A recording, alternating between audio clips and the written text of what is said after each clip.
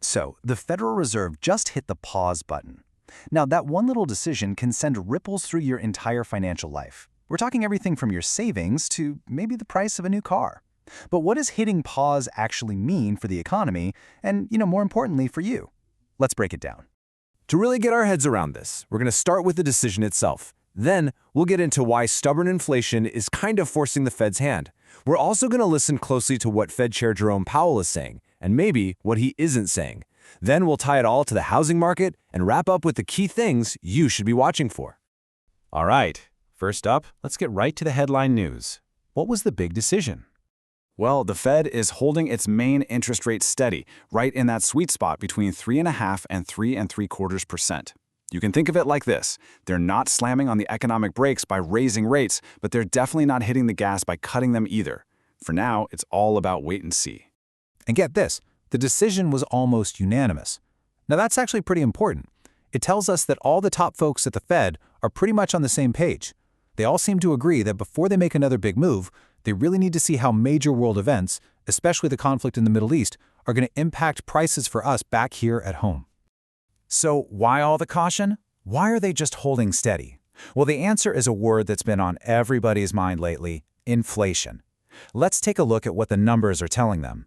This chart right here, this basically shows you the Fed's big problem. See, their target, their goal is 2% inflation. A few months back, they were hoping we'd land around 2.4% this year. But now, their new forecast is up to 2.7%. The bottom line is, the trend is moving in the wrong direction. It's getting further away from their target, not closer. And it's not just their predictions. The latest real-world data is flashing some serious warning signs too. We've got reports showing that wholesale prices, that's what businesses pay for everything from parts to shipping, are climbing way faster than anyone was expecting. The number you really want to focus on here is 3.4%. That's the annual jump in what's called the Producer Price Index. So why does that matter to you? Well, it's simple. When it costs businesses more to make and ship stuff, those extra costs almost always end up getting passed on to us as higher prices in the store. It's a really clear signal that this whole fight against inflation, it's just not over yet. Okay, so the numbers tell us one part of the story. But to really get inside the Fed's head, you kind of have to decode the message from the man in charge himself, Chairman Jerome Powell. During his press conference, there was this one huge elephant in the room. With inflation being this sticky, could the Fed actually be forced to reverse course and raise interest rates again this year? Powell's answer was, well, it was a masterclass in speaking carefully. He admitted, yep, they did talk about a rate hike, but he immediately followed up by stressing it's not part of their plan right now. The message between the lines was pretty clear. Look, we've got to keep our options open, but please don't panic just yet. Reporters also brought up the dreaded S word, stagflation.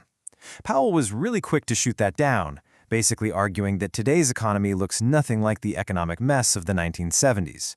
So what even is stagflation?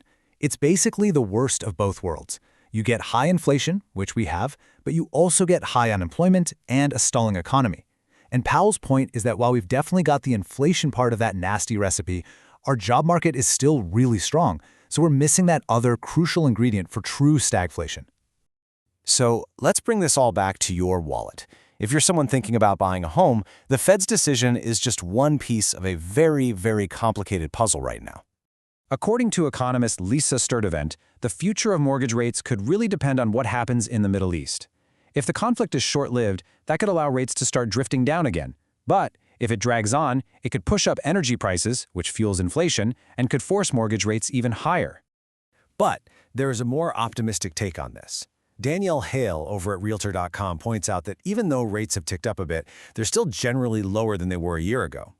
What that means is that for a lot of home buyers, their actual purchasing power, how much house they can truly afford, has actually gotten better compared to last spring. Okay, so with all these different pieces moving around on the board, what should you actually be watching? To make sense of all this, let's talk about the key signals to monitor. Here's your cheat sheet. First, keep an eye on what's happening globally, especially in the Middle East, because of the impact on energy prices. Second, pay really close attention to the next couple of inflation reports to see if prices are finally cooling off or if they're heating up again. And of course, everyone is going to be watching the Fed's next meeting to see if this pause is just a pause or if it's the start of a whole new direction. And all of this leads to the big multi-trillion-dollar question for millions of people. Is the housing market going to rebound this year, or is it going to retreat? The answer, honestly, is hanging in the balance. It's caught somewhere between the promise of lower rates and the threat of inflation that just won't quit. Which way it tips is going to depend on the very factors we just talked about, and it's going to shape the economic story for the rest of the year.